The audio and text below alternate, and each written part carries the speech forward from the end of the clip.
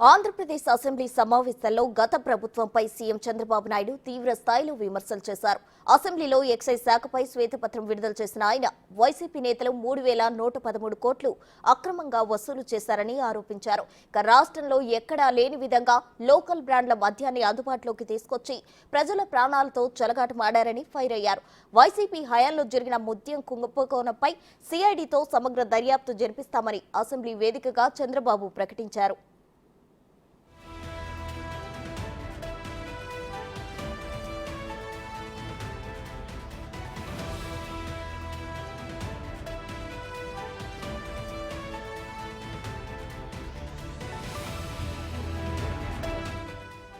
2019 నుంచి 2024 మధ్య కాలంలో వైసీపీ తీసుకొచ్చిన మద్య విధానంలో అనేక అవకతవకలు జరిగాయని, వాటిపై సిఐడితో విచారణ చేయిస్తామని డిప్యూటీ సీఎం పవన్ కళ్యాణ్ తెలిపారు. మద్యం అమ్మకాల్లో మొత్తం నగదు లావాదేవీలు చేశారని, అక్రమాలకు పాల్పడిన వారికి శిక్ష పడేలా చూస్తామని ఆయన చెప్పుకొచ్చారు. లిక్కర్ ఒక్క కేసుకు 200 రూపాయల చొప్పున, బీర్ కేసుకు 50 రూపాయల చొప్పున వసూలు చేశారని, పెద్ద బ్రాండ్లను వెళ్లగొట్టి లోకల్ బ్రాండ్లతో లాలూచీ పడ్డారని చంద్రబాబు విమర్శించారు.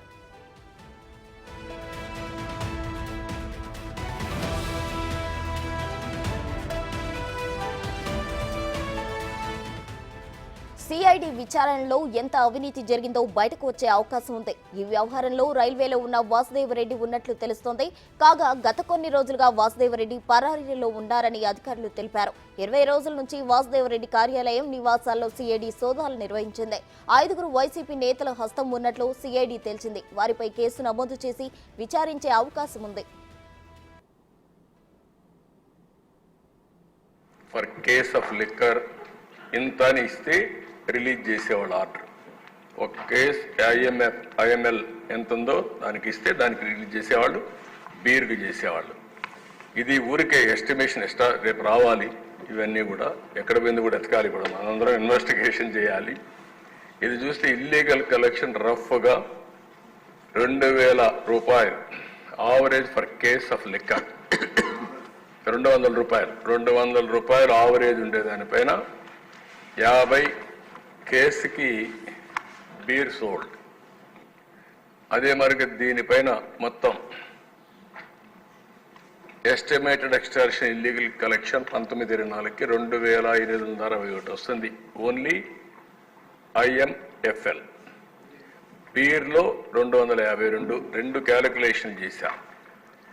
ఒకటి ఇల్లీగల్ కలెక్షన్ 200 రూపాయలు average for case of liquor, 50 రూపాయలు కేస్ ఆఫ్ బీర్. ఈ 2 లెక్కల్లో 2,520 కోట్ల రూపాయలు ఐఎంఎఫ్ఎల్, 252 కోట్ల బీర్, మొత్తం కలిస్తే 3,133 కోట్లు నష్టం. నేను చెప్పాను అక్కడ 18,800 కోట్లు తెలంగాణ గ్రోత్ రేటుకి మన గ్రోత్ రేటుకి వ్యత్యాసం. నెక్స్ట్, ఇది మీకందరికీ ఇంపార్టెంట్. ఇది ఫర్ కేస్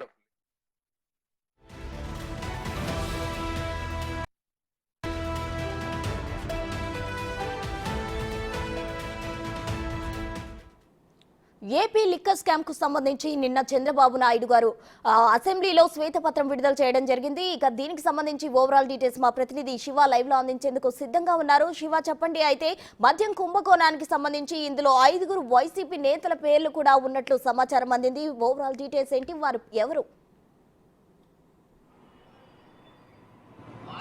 ప్రస్తుతం మొత్తం మీద చూసుకుంటే ఆంధ్రప్రదేశ్లో గత 5 సంవత్సరాల కాలంగా ఎటువంటి డిజిటల్ పేమెంట్స్ లేకుండా అక్రమాలకి పాల్పడ్డ సంఘటన జరిగింది. మద్యానికి సంబంధించి దాదాపుగా ప్రభుత్వానికి 18,600 కోట్ల రూపాయల పైగా నష్టం వాటిల్లింది. అంటే ప్రభుత్వానికి రావాల్సిన ఆదాయం గండిపడింది. 2014 నుంచి 19 వరకు ఉన్న బ్రాండ్లన్నీ తీసేసి 19 నుంచి 24 వరకు కూడా పూర్తి స్థాయిలో సొంత బెవరేజెస్ కంపెనీ నుంచి ఇష్టానుసారంగా అడ్డు అదుపు లేకుండా, రికార్డులు లేకుండా విక్రయాలు జరుపుకున్నారు.